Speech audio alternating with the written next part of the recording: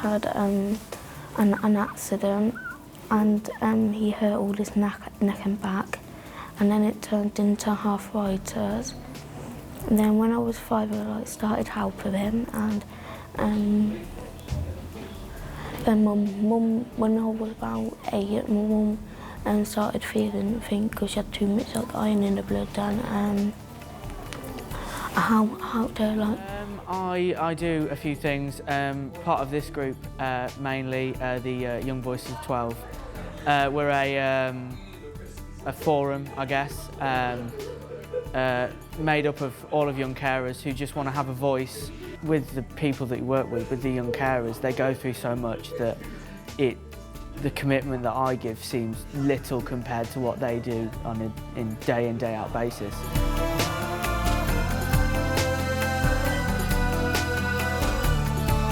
I've got a brother who's got autism and epilepsy, and it's just basically to keep him emotionally support and just to keep him entertained. Like take him out some days because he's got like a card where we could just take him to the Simpsons stuff. So really it's just to give my mum and dad a break from here.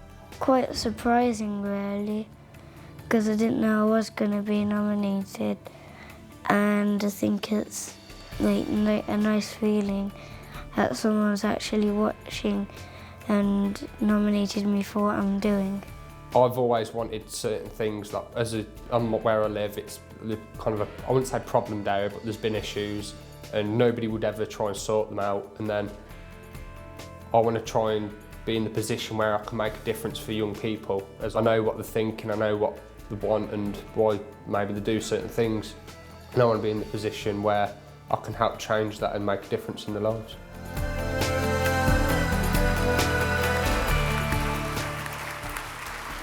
I am loving the fact that we're very free and easy with our clapping this year. It's great, isn't it? To announce the winner in this category, please welcome onto the stage Michael Sherwood, President of the Heart of England Cooperative Society, and Sarah Goderidge, Corporate Responsibility Manager for Coventry Building Society.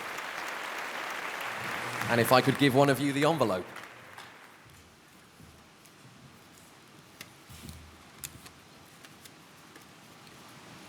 First, can I say I'm very pleased to be here with you this afternoon and very honoured to be able to present this award to our young hero.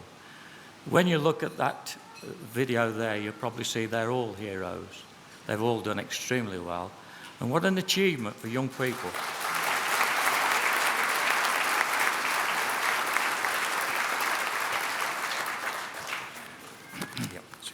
They're all winners, aren't they? But our winner today is Mitchell Heath.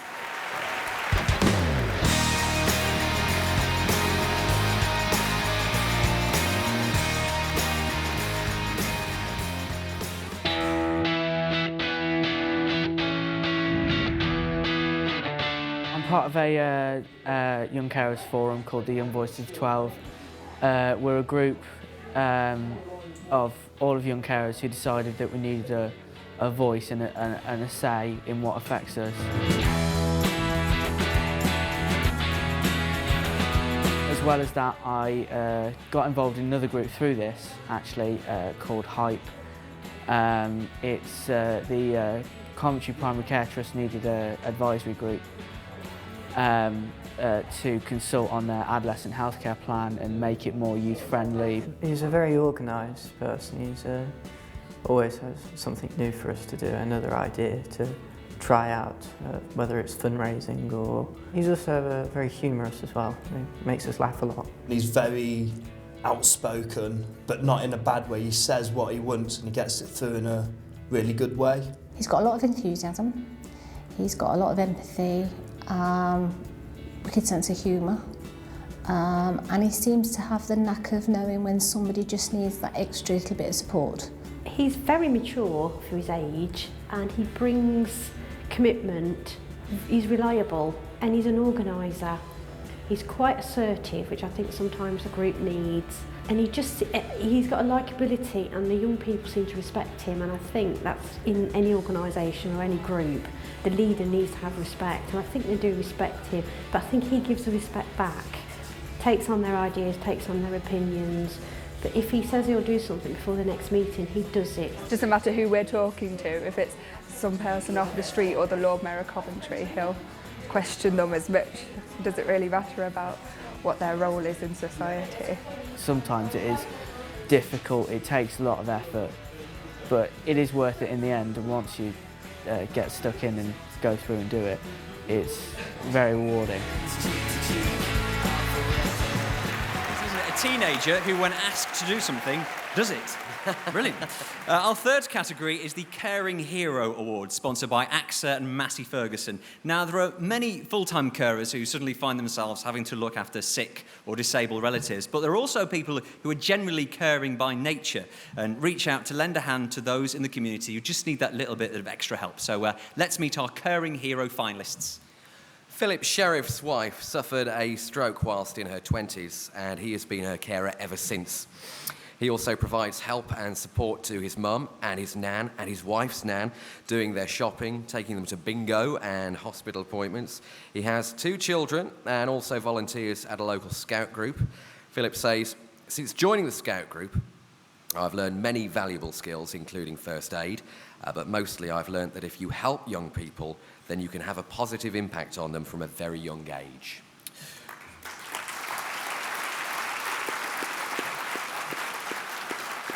Ros Hooker was forced to sell her business and become a full-time carer. She's over there. Become a full-time carer for her husband after he suffered a stroke. Now, she also cares for her mother-in-law, who also suffers with difficult health issues. Those who nominated Ros explain she receives only a few minutes of respite care each day, and despite her own responsibilities and exhaustion, she's always on hand to offer help to those when they need it. She cares for her granddaughter during the school holidays, bakes cakes for neighbours, and simply says, "It's nice to be nice."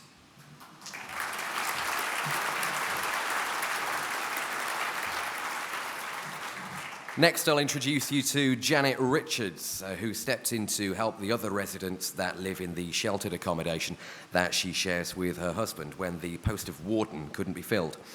The pensioner runs regular events for the residents, including trips out, coffee mornings, and bingo. She makes sure that the lonely residents get to see somebody every day, gets them out of their flat for tea and cake, and gives out her telephone number in case of emergencies.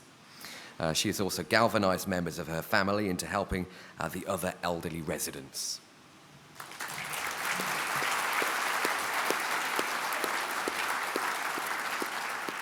Abby Wright is only 14 and has been nominated by Warwickshire and Northamptonshire Air Ambulance Service for the support that she has given to her parents since her younger brother became ill. Now, Jack was just 6 years old when he collapsed at school with an undiagnosed heart condition. Sadly, the incident left Jack with severe brain damage, and he now requires constant care. And Abby spends a lot of time entertaining and supporting Jack. She's also been raising funds as well for the air ambulance, and that is the service that helped save his life.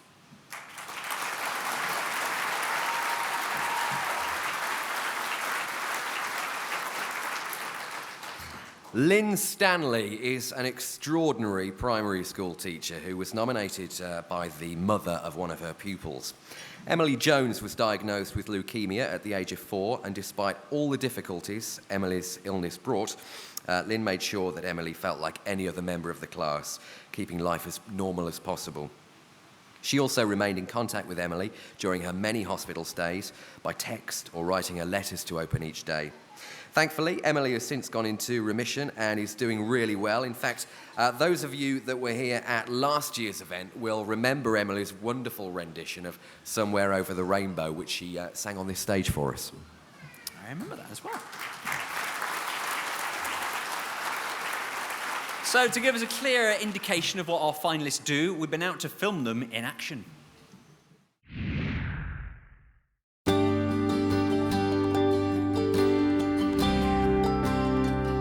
My original reason for actually volunteering for the Scout group was, at the time, the lady that ran it was leaving and they'd got no one to replace it, and my son was still in the beaver colony. So I stepped in, I suppose in a selfish way, so he got his self through, but then I stuck with it because it's just great fun. You know, the kids all get excited, they have a great laugh. I just think people, the family have nominated me, and I think they just appreciate what I do or I have to do. My mother-in-law's lived with me for 20 years, Trevor had a stroke 2 years Christmas Day this year. He has paralysis left side and vascular dementia, which his short-term memory can be a little bit in and out. He's got a great sense of humour. That's not gone. If I didn't arrange for such things as this, or arrange for meals out, and fetch the residents who are in wheelchairs out of the flats, they would have to sit in the flat 24/7. And I think in places like this, everybody should come together. So the best kind of reward is that after everything he's been through and that he can't do things for himself, that at the end of the day, if I can do something to make him smile and be happy, I think that's kind of the best reward.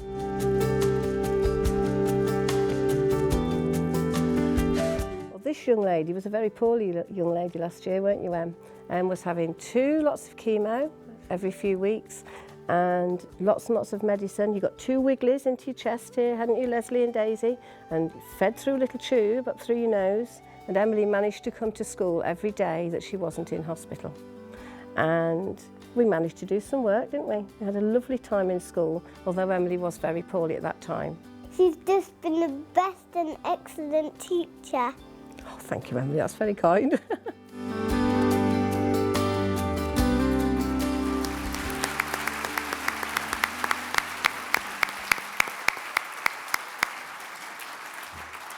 Ladies and gentlemen, please welcome on stage to present the award to the winner in this category, Joanne Lawson, Corporate Responsibility Coordinator for AXA, and Roger Batkin, Director of UK Operations for Massey Ferguson.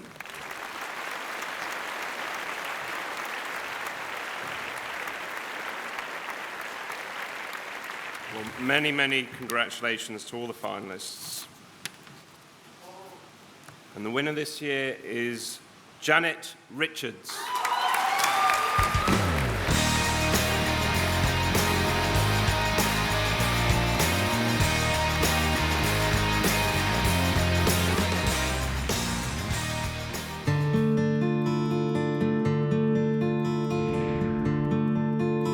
I came in here 2 years comes February.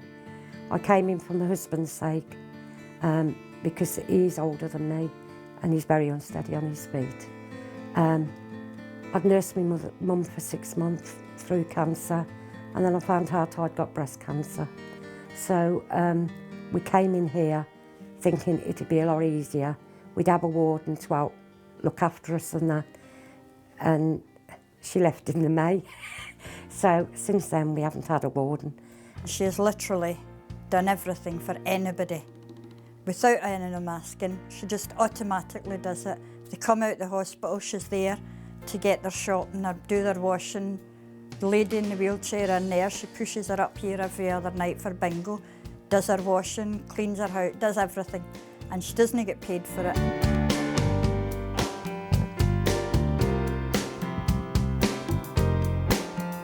She goes to them, she'll do the washing, she'll do the cleaning.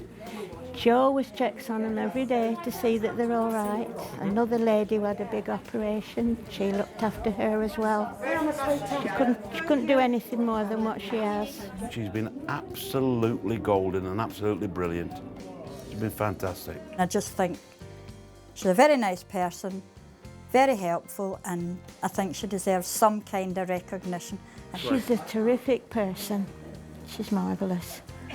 She's brought a lot here for us.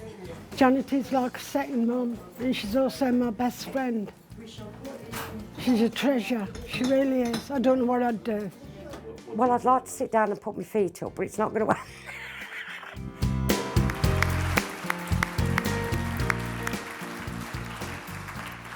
Described as a treasure. There you go. Congratulations. Our fourth category this afternoon is Local Hero, sponsored by Henley College, Coventry.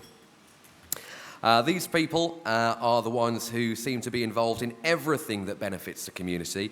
Their reach is broad and deep, and they really make life better for those around them. Kervin Julian was facing prison 5 years ago. He was a drug addict, an alcoholic, and had lost everything, including his home, his wife, and his children. Now, he pleaded with a judge for one last chance, and he got it. And he took this chance to turn his life around and now devotes his time to help others who are facing the same demons that he overcame.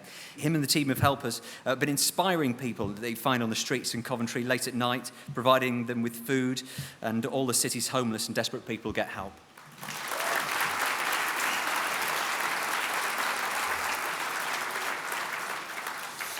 Next is June Barrow, who has devoted 25 years to helping children in local authority care in Coventry, supporting them to craft a better future. More recently, she's been helping young people as they leave council care to sort out an education, housing, apprenticeships and jobs. June has facilitated a programme that gives young people a say in their care and debate topics such as drug and substance abuse and teenage pregnancies. She also runs an awards ceremony, much like this I would imagine, at which the children are recognised for their achievements, no matter how small.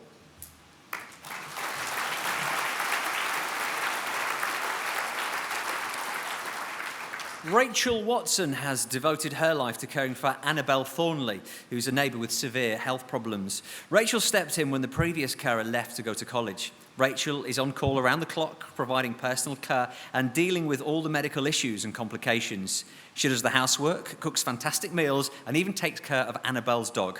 Rachel also looked after another severely disabled neighbour when her husband was rushed to hospital. She bakes cakes for other elderly neighbours and helps them with their shopping. Annabelle says Rachel is a fantastic friend.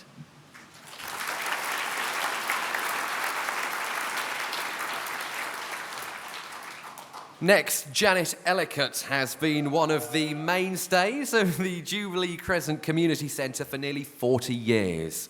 When her own children were babies, she started a Mums and Tots group, which is still going strong. As her children grew, she got involved with the youth club, organising trips and activities and even holidays. Janet fundraised to help families who couldn't afford a holiday. She has also run a ladies' evening club, but for the last 30 years has organised trips, jumble sales, lunch clubs and holidays for senior citizens at the centre. Janet says, "I get enormous pleasure from seeing the older people enjoying themselves."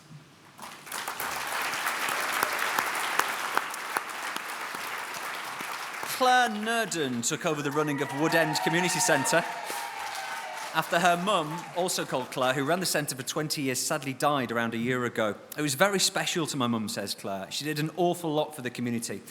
Very suddenly she passed away and there was no one to take over the centre, so I decided to take it on. I'm sure that's what mum would have wanted. Now, Claire found herself having to organise a holiday for 40 families and to raise funds to pay for it all. She also runs a mums and babies group, a pensioners group and 3 bingo sessions a week.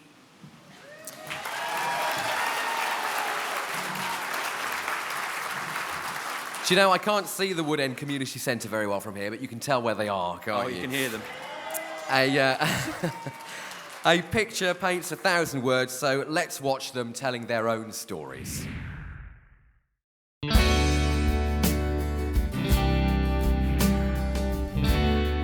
feed the homeless week in and week out. But it's not just as simple as going out and feeding the homeless, because there's a dependability that comes with that. People become to rely on something.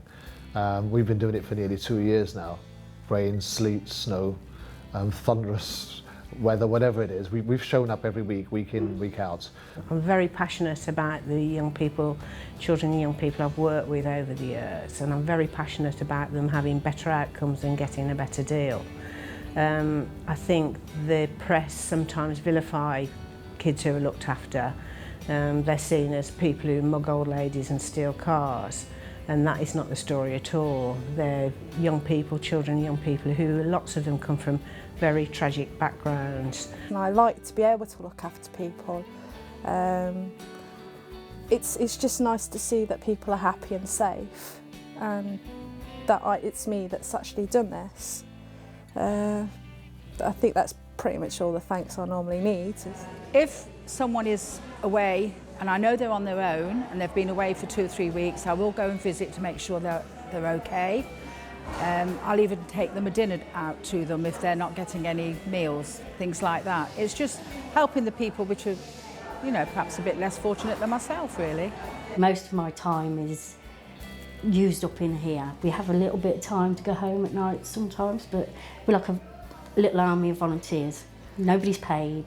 Do it for the love of it, and it's just great. Well, my sister died 17 years ago, and my mum threw her life into here, and I've moved in along with her and helped her, and we worked as a good team. And then when my mum passed away, everybody expected me to just step right into her shoes and carry it all on, but hopefully I'm doing what she did. So here to announce our local